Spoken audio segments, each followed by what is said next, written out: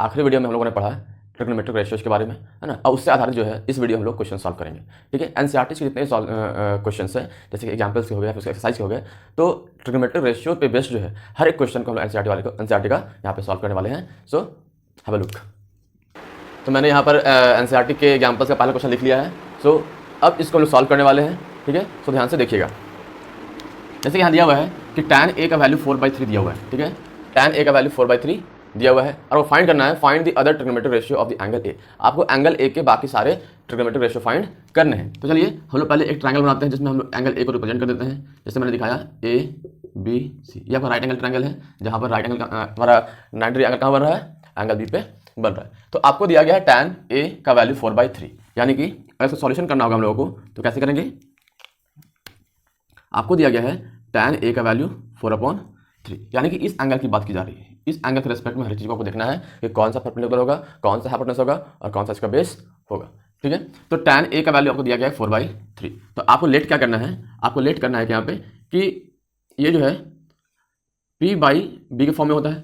तो आपको लेट ये करना है कि P = क्या आपके पास 4x है और B = क्या आपके पास है 3x है, ठीक है। तो P = 4x है और B = 3x है। तो आपका यहाँ पे क्या मिसिंग है जिससे हमको बाकी सारे रेशियोज फाइंड करने में थोड़ा सा प्रॉब्लम्स हो सकती है। तो आपके पास यहाँ पे हाइपोटेनस मिसिंग है ना। तो हमारे पास हाइपोटेनस नहीं है। तो सबसे पहले हम क्या करेंगे, हाइपोटेनस फाइंड करेंगे इस ट्रायंगल का, जहाँ आपको A दिया हुआ है, यानी कि आपका P जो है ये आपका 4x है, ये जो AB है आपका वो 3x है, बेस ये परपेंडिकुलर, और आपको हाइपोटेनस पता नहीं। तो सबसे पहले हम लोग उसी को फाइंड करेंगे, उसके बाद हम लोग आगे प्रोसीड करेंगे।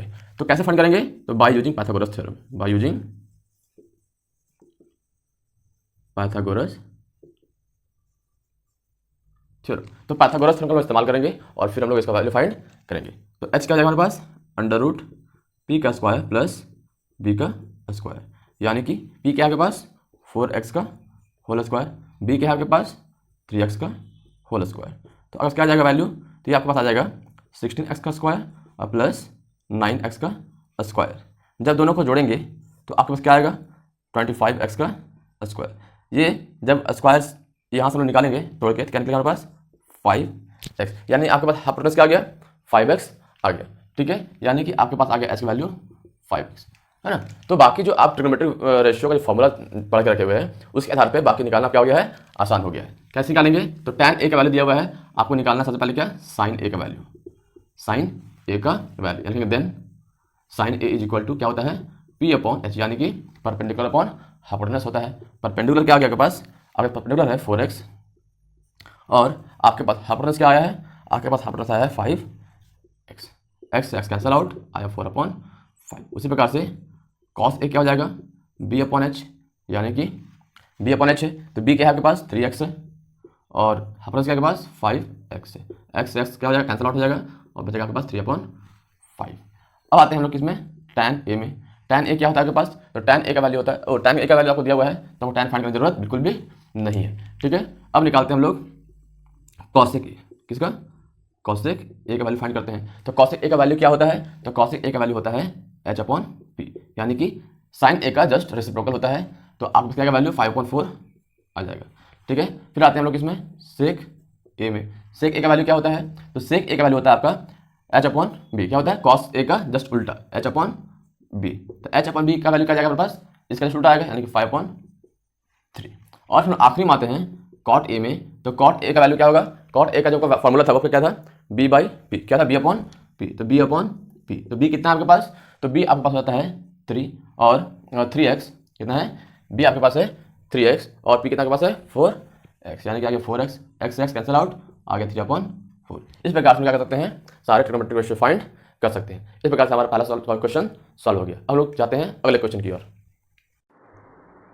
तो चलिए मैंने यहाँ पर सेकंड नंबर क्वेश्चन लिख लिया है एग्जाम्पल का, एनसीईआरटी का, ठीक है। और इसका फिगर मैंने बना लिया है, चलिए समझते हुए चलते हैं और सॉल्व करते हुए चलते हैं साथ साथ में, ठीक है। लिखा हुआ क्या, if angle B and angle Q are acute angles, यानी कि यहाँ पे एंगल बी जो है और एंगल क्यू जो है वो क्या है आपस में एक्यूट एंगल। क्या होता है एक्यूट एंगल, दो angle which are smaller than 90 degree, ठीक है। वैसे एंगल जो 90 से कम हो। तो एंगल बी और एंगल क्यू जो हमारे यहाँ पर है, एंगल बी और एंगल क्यू जो हमारे पास है वो क्या है एक्यूट एंगल्स है। और इस प्रकार से है कि साइन ऑफ एंगल बी और साइन ऑफ एंगल क्यू दिया गया, क्या दिया गया आपके पास, तो साइन ऑफ एंगल बी और साइन ऑफ एंगल क्यू दिया है आपके पास बराबर, क्या दिया है बराबर दिया है। और आपको निकालना क्या है, prove that angle B = angle Q. क्या प्रूव करना है आपको कि एंगल बी जो है एंगल क्यू के बराबर है, और गिवन क्या है आपके पास कि साइन बी जो है वो साइन क्यू के बराबर है। ठीक है, तो हम लोग यहाँ जो कंसेप्ट इस्तेमाल करने वाले हैं वो सिमिलैरिटी ऑफ ट्रायंगल का इस्तेमाल करने वाले हैं, और साथ में पाइथागोरस थ्योरम का हम लोग यहाँ पे इस्तेमाल करने वाले हैं। ठीक है, तो ये दोनों चीज़ इस्तेमाल होगी। आई होप आपको सिमिलैरिटी ऑफ ट्रायंगल कुछ आइडियाज होंगे, और आपको पाइथागोरस थ्योरम तो आपको पता ही है ना।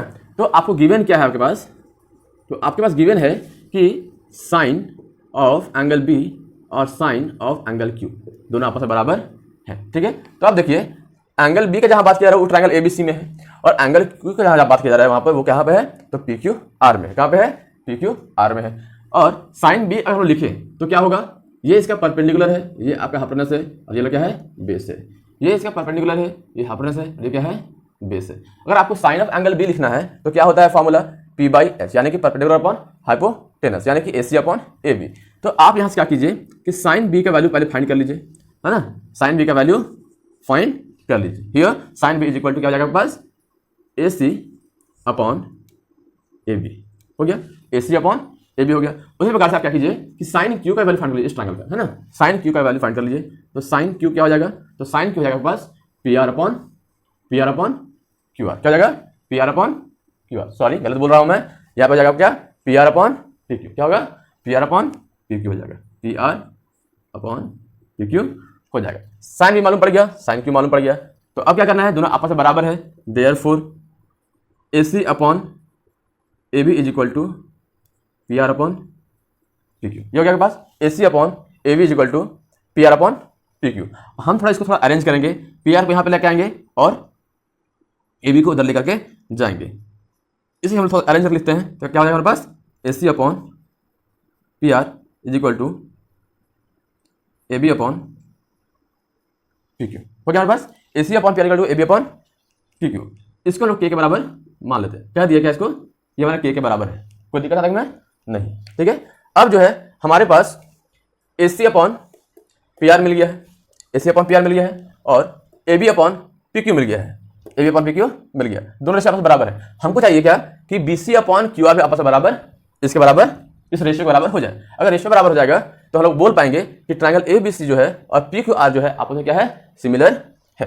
ठीक है, तो by using Pythagoras theorem, by using Pythagoras theorem आपके पास बी सी क्या आ जाएगा, बी सी आ जाएगा अंडर रूट ए बी का स्क्वायर माइनस ए सी का स्क्वायर। कोई दिक्कत, बी सी यहाँ पे आएगा आपके पास, B C is equal to under root A B square minus A C का स्क्वायर, और आपका यहाँ जो क्यू आर है वो आ जाएगा अंडर रूट पी क्यू का स्क्वायर माइनस पी आर का स्क्वायर, है ना। हम लोग क्या करते हैं कि ए बी और ए सी को जो है पी क्यू और पी आर के टर्म में कन्वर्ट करते हैं। कैसे कन्वर्ट होगा, तो देखिए आप यहाँ से लिख सकते हैं, यहाँ से ए सी इज इक्वल टू आप यहाँ लिख सकते हैं, क्योंकि आपका यहाँ क्या है कि ए सी अपॉन पी आर जो है आपने लेट किया है किसके बराबर, के बराबर, है ना। और साथ में A B upon P Q जो है आपने लेट किया है किसके बराबर, के बराबर। तो यहाँ से हम क्या कर सकते हैं, ए सी इक्वल टू लिख सकते हैं के इंटू पी आर, और ए बी इक्वल टू लिख सकते हैं के इंटू पी क्यू। तो इस लेसन में आप इस्तेमाल करेंगे तो हमारा कुछ निकल करके आएगा। देखिए कैसे तो बी सी क्या हो गया आपके पास, बी सी हो गया आपके पास अंडर रूट,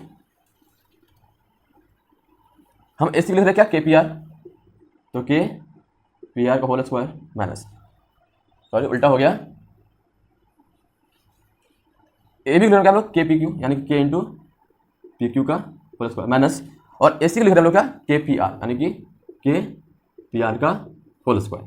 ठीक है, तो यहाँ पे देखिए क्या होता है कि के यहाँ से कॉमन आएगा, के स्क्वायर कॉमन आ जाएगा, तो क्या बचेगा, पी क्यू का स्क्वायर माइनस पी आर का स्क्वायर, के बाहर निकल जाएगा तो आएगा K under root P Q square minus P R का स्क्वायर। अब हम लोग क्या करना है, तो B C upon Q R का रेशियो निकालना है।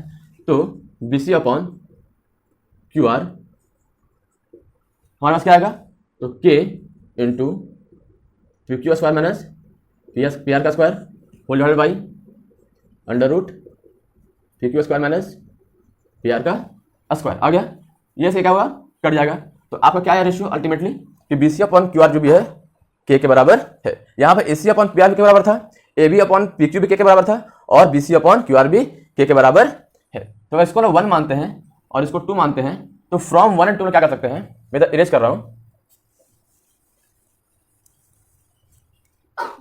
फ्रॉम 1 एंड 2 में क्या कर सकते हैं कि AC अपॉन PR जो है वो AB अपॉन PQ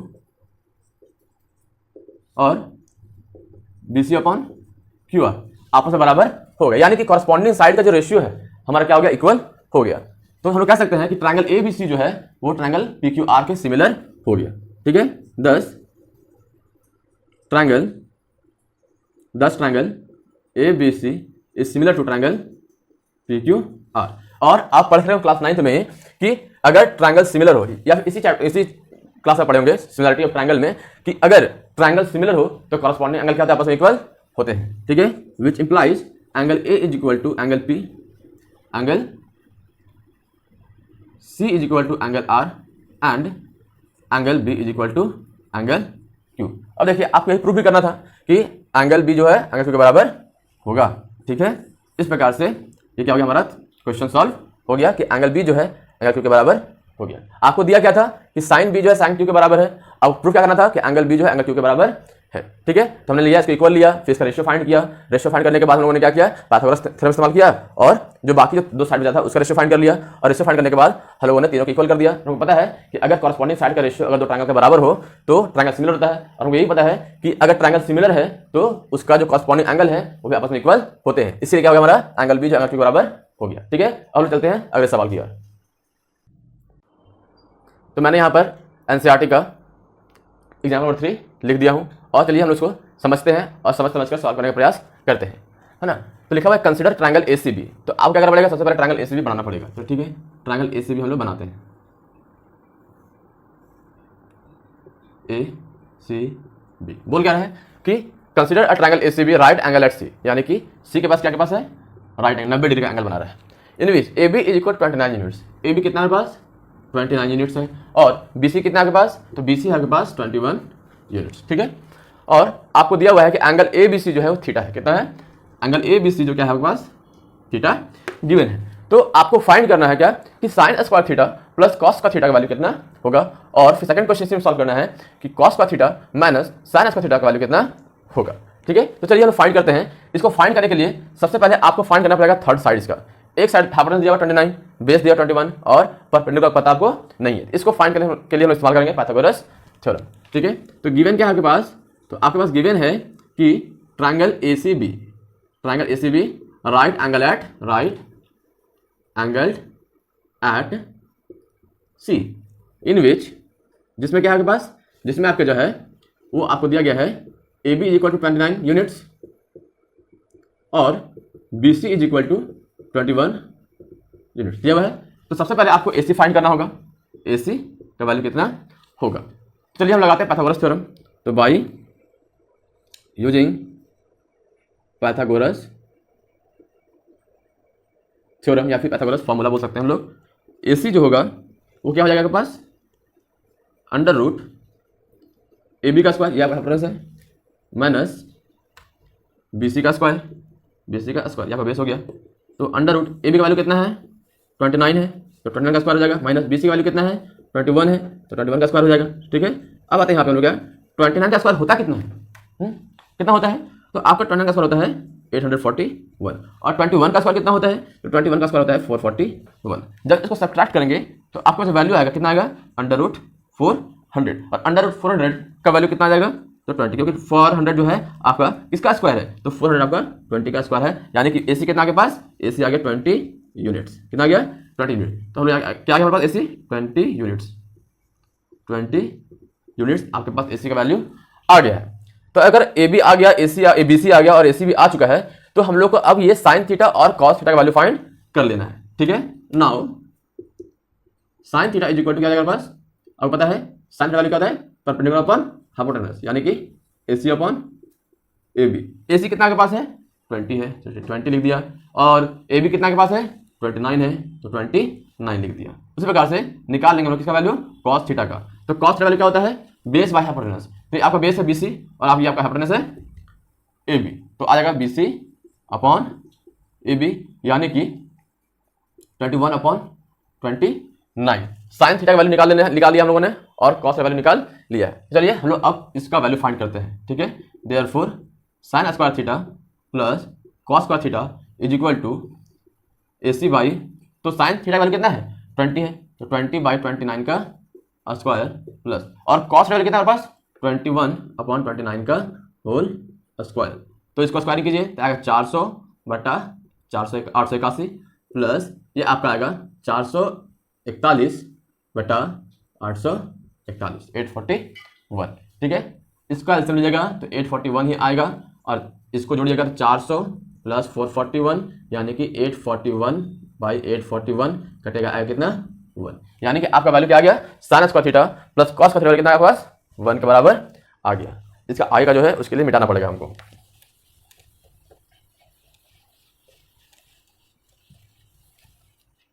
तो आपका क्या आ चुका है, पहला का आंसर मिल गया। क्या मिला आपके पास sine square theta plus cos square theta जो है वो 1 के बराबर आ गया। अब उसी प्रकार से क्या करना है हमको, इसका वैल्यू फाइंड करना है। तो 2 में आते हैं हम लोगों को, तो आएगा cos square theta minus sign square theta, ये आपका 20 आया था ना।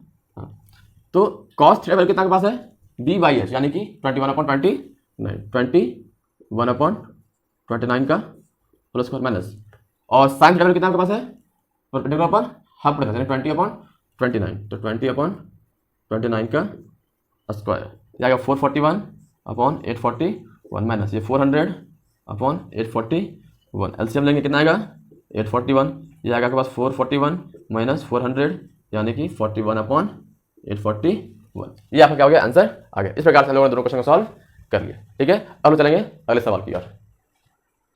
तो अगला सवाल मैंने लिख लिया है एग्जाम्पल नंबर 4, जिसमें सवाल क्या कहता है चलिए देखते हैं, ठीक है। In right angle triangle ABC right angle at B if tan A is equal to 1 then verify that 2 sin A and cos A is equal to 1, ठीक है। आपको ये दिखाना है कि 2 sin A और cos A का वैल्यू कितना हो जाएगा 1 के बराबर आ जाएगा if you have given tan A is equal to 1, ठीक है। तो आपको क्या दिया गया है कि tan A का वैल्यू आपके पास दिया गया है, किसका वैल्यू tan A का वैल्यू, तो tan A का वैल्यू दिया गया कितना 1 के बराबर। पहले मैं ट्रायंगल बनाते हैं ताकि हमको समझने में आसानी हो और आपको भी समझने में आसानी हो, ठीक है।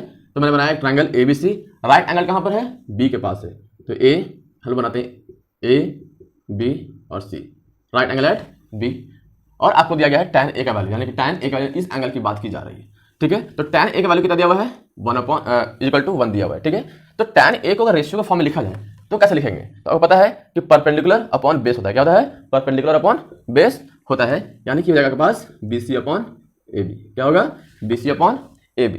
अब जो है इस 1 को आप दे सकते हैं 1/1 दे सकते हैं, तो हम यहाँ दे सकते हैं कि अगर let BC is equal to 1x यानी कि x मान लेंगे और AB इज इक्वल टू भी 1x यानी कि ये भी क्या हो गया x हो गया, कोई दिक्कत है। यानी जब रेशियो से वैल्यू कन्वर्ट करते हैं तो लोग कोई वेरिएबल उसमें ऐड कर देते हैं, ठीक है। तो आपको BC मालूम पड़ गया है, BC पता है और BA पता है यानी AB पता है कि दोनों x है, और आपको फाइंड करना है सबसे पहले AC ताकि आप आसानी से साइन A और cos A का वैल्यू फाइंड कर ले, ठीक है। तो AC क्या हो जाएगा पास, AC हो जाएगा आपके पास अंडर रूट